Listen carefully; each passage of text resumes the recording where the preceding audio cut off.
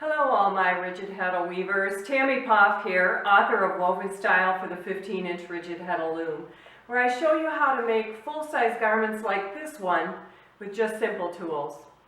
Join me in my studio today. We're going to discuss the 10 favorite mistakes that new weavers make when warping their loom. Okay, let's count this thing down. Favorite mistake number 10. When my new weavers are tying their yarn onto the apron rod to start their direct warp, or when they're changing color, for some reason it's very common that they want to go under that tension beam when they tie onto the apron rod. The problem with that is that when they come to the center string and they want to continue warping, they're going to be tangling with that center string and they're going to be fighting with it all the way across. So very simply, when you tie on to the apron rod, your new yarn should come up and over the tension beam or the roller beam and tie on from there. Then you can continue across. Favorite mistake number 9. It's actually quite similar to number 10. In an effort to perfectly center their work, my new folks will sometimes encounter that center string and want to cross over it, but when the yarn sits under the apron rod. The problem once again is that you'll be tangling with the center string the rest of the way across. Don't worry about the centering. It's not critical. Go ahead and draw another loop.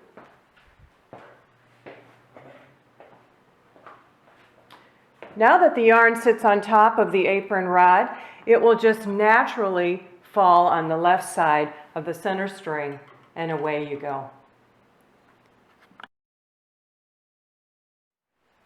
Number 8, I call this one housekeeping. We're all warped up and ready to roll the yarn onto the back beam, but our strings are way out of whack, the strings that hold the apron rod. And this is a little extreme, but you can see here that the strings are both off center. The apron rod is riding up and over the right upright support. It's going to be a mess when we wind on. So we've got to clean up here.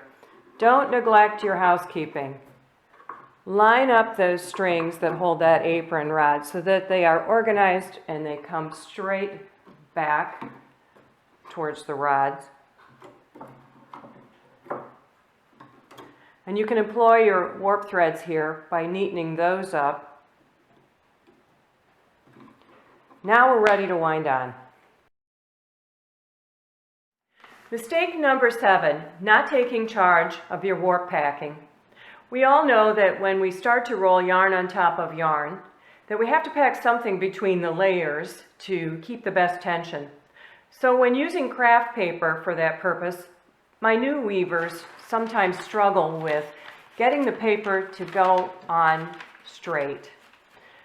Here's what I do. I put my fingertips on both sides, holding the paper so that there's the same amount of paper each side when I start it out. And I make sure that the paper is hanging straight towards the floor, because you can't always count on the way you cut the paper edge that that edge is straight. Once I'm satisfied that it's hanging balanced and straight, right while my fingers are still holding that paper, I just give the rod a little twist so that the paper catches. It's okay to roll just a little bit without someone holding the other end if you don't have a partner helping you warp. When I'm satisfied that the paper's hanging straight, then I can go to the ratchet handle and continue to roll on. Now as you roll, the paper may still decide to go cockeyed one way or the other. So you are the master of your paper. That means that if it's going in a direction you don't want it to go, rolling inward where it would bunch up on one side and threaten to roll under a selvage, leaving us with a loose selvage edge, you can stop periodically and give the paper a tug in the direction that it's supposed to go, and it will behave. Favorite mistake number 6. We've untied the knot in the front. We're ready to slay the holes in the reed. Sometimes new weavers will not be cautious to make sure that the reed is sitting snug in the neutral position, and they'll bump it accidentally and let it fall to the floor, and then we have a mess trying to reorder all those threads. So make sure before you get started that the reed is sitting in its neutral perch, nice and snug. Continuing our countdown, favorite mistake number 5. At this point, when we go to slay one of the slot threads through the hole, new weavers very often try to allow the hook to do all the work of pulling the thread through the hole.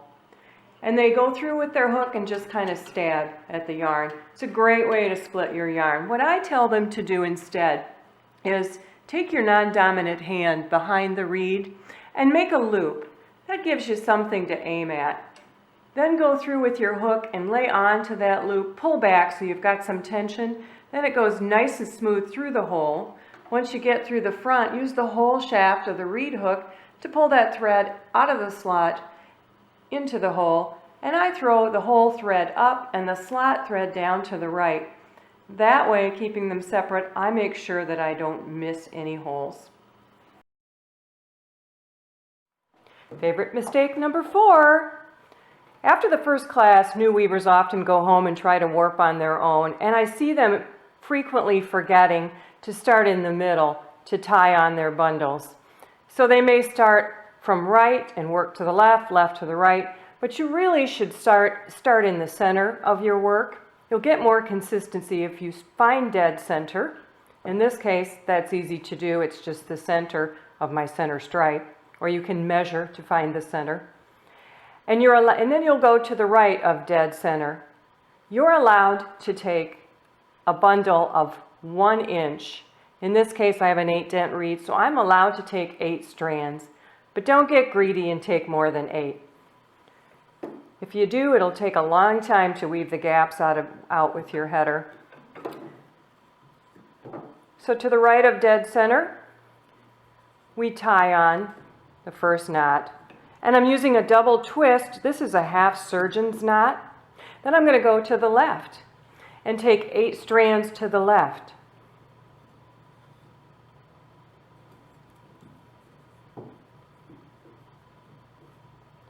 Then I'm going to go to the right and to the left, and I'm going to alternate my way to the outer edge. If you get to the outer edges and you have less than 8 strands, that's fine. But don't get greedy and combine more than 8 strands. Favorite mistake number 3. Many times new weavers will be tying their bundles onto the front of the loom, and they'll flare these knots outward because it's kind of hard to get down in between the bundles to tie the knots.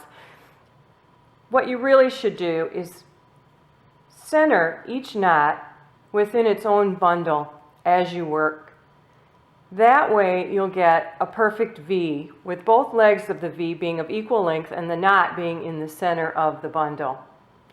Flaring out in this fashion gives you a short leg and a long leg, and then when you do your housekeeping and neaten things up at the end, that'll mess with your tension. Okay, we're getting down to my absolute number 1 most common mistake new weavers make when warping their loom. But first, mistake number 2. Mistake number 2 is, for some reason, my beginners remember the bow tying, and they start tying the bows before all the knots are on there. What you want to do, and why you tied a surgeon's half knot to hold a little bit better than a regular half knot, is get all the knots on there so that you can pet your warp and feel for any slackers, and that gives you the opportunity to retighten any loose bundles before you finalize your bows. And finally, the number 1 mistake that I get the most emails about: new weavers have a tendency, rather than putting the apron rod up and over the way they did in the back when they started, they'll take the front apron rod, take the shortcut, forget the tension beam, tie the knots that away. And then what happens is I get an email saying, my shed won't open. There's something wrong with the loom. The answer, we've discovered after several of these calls, is that they took the shortcut, did not put the apron rod up and over to make a nice flat table of warp, and they have to take all the knots off and start over. So thanks for taking this journey with me today, and don't forget to go to www.poffstudio.com for free patterns and more.